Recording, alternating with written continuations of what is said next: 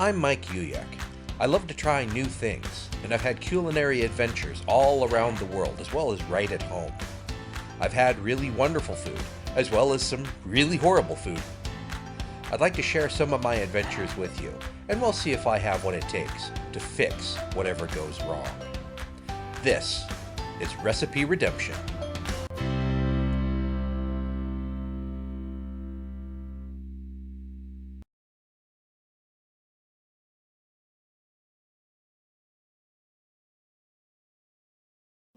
Good morning, and welcome to another beautiful day here in Redemption Land. I'm Mike Uyak, and this is Recipe Redemption. Now, this morning, I am filled with equal amounts of excitement and trepidation. While I was in the local Asian grocery store yesterday, I ran across something that I've been wanting to try and afraid to try by equal measure, and it's this little container here of natto. Now, natto is a fermented soybean product, very popular in Japan, and it's got a bit of a reputation, basically because in the process of fermentation, the soybeans give off this protein that makes the final product a little mucilaginous.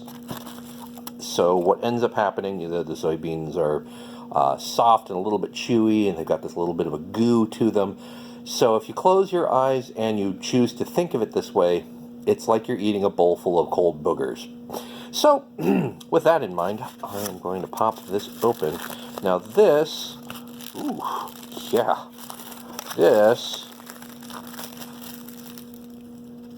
these lovely strands of whatever. It actually comes with a little packet of mustard and soy sauce that you, if you so choose, can mix in. And from what I've been able to research, it basically helps kind of, well, we'll say augment the flavor rather than covering it up. Boy, these are sticky. So,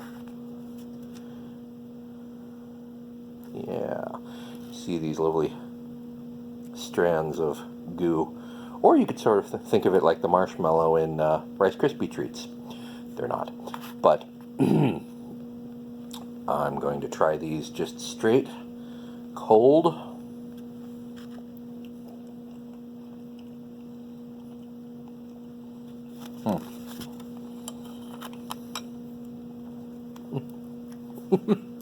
Messy. Okay. There's a bitterness to them. The goo, the mucilage isn't that bad.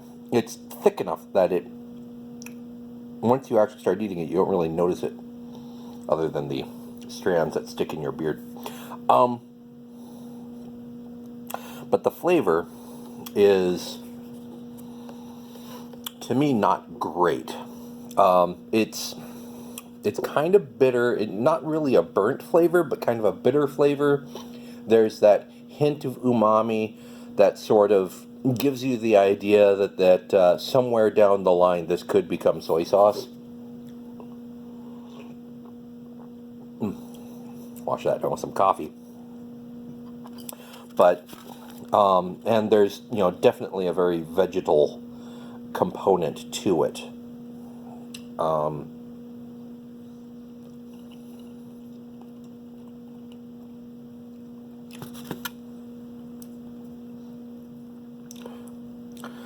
It's like I've got spider webs all over me. But it's not really my favorite flavor in the world. Now, I'm going to try, this is a really tiny packet of mustard. I'm going to try adding the mustard and soy sauce to this. See if it actually improves it any once I mix it in. If I can mix it in.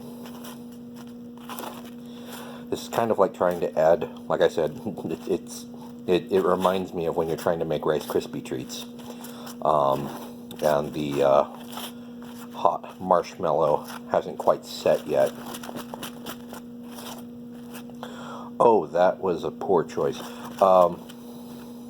Mixing them up, really kind of beating up the natto, gets it to release even more. So this may actually...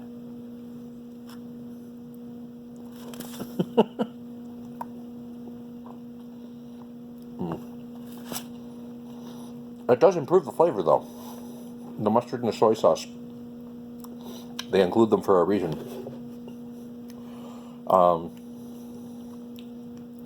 Obviously, accentuates the sort of umami soy-ness of it. It's still not great, but it's not bad. Now, one other thing that I've seen in looking up some information about natto online, some people actually serve it on toast. So what I've gone and done, I don't have toast, but I do have a bagel. I think I'm even going to use some cream cheese. One moment. So this is what I have. Bagel. My local coffee stand has these Asiago cheese bagels. Now there's a certain funkiness to the natto that kind of reminds me of cheese. They're both fermented products. So I thought the Asiago might actually be a good choice. And I'm just going to attempt to scoop my natto onto the bagel with my cream cheese.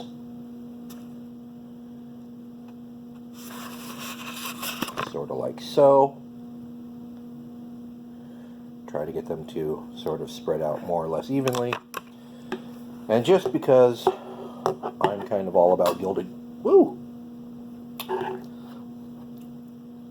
Slight change in pressure today. I'm all about gilding the lily. Nearly empty bottle of sriracha mayo.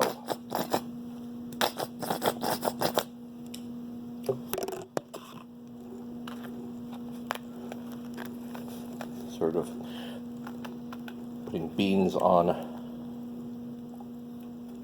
a baked product. Sort of the weirdest breakfast sloppy Joe you can think of. It's a lot of cheese.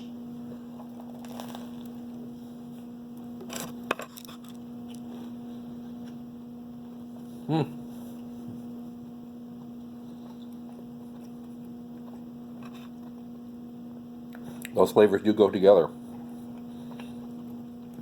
The sort of fermented funkiness of the natto with the stronger flavors of the Asiago cheese and the bagel, the breadiness. When you really think about it, fermented soybeans, the bread, which is risen through fermentation, the cheese, which is created through fermentation. This is actually, in some ways, a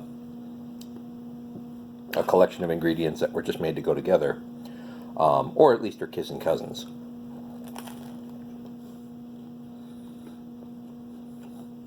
The bagel gives the natto's mucilage a little something to stick to.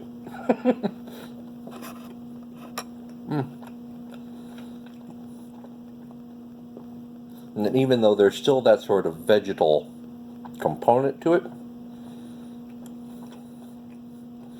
because there is that sort of umami proto meatiness to the natto,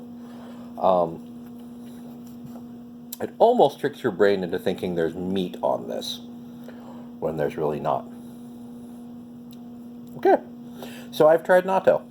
It's not as bad as I feared. Eating it plain and cold, I don't know that I could make a steady diet of it, but I can see how once you kind of get used to it, it's something that could become a breakfast staple for a certain number of people in the world. There are some Japanese folks who actually have this more or less every morning. Don't know if I could do that, but again, it's not my culture. So I've tried that now. And I'm not afraid of it anymore. If served natto in a Japanese household, should I ever be invited to have breakfast in a Japanese household, I know that I don't have to fear this anymore. And that's really the point.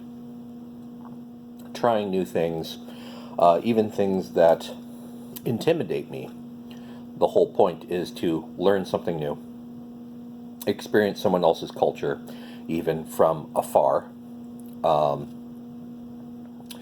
and get past it and maybe discover things that you just love. This is not one of them, but it could have been. And if nothing else, discover something that is actually more approachable than you thought it was. So, with that, until next time, I'd like to thank you for watching. Good eating, and I'll see you next time here on Recipe Redemption. Thanks for watching.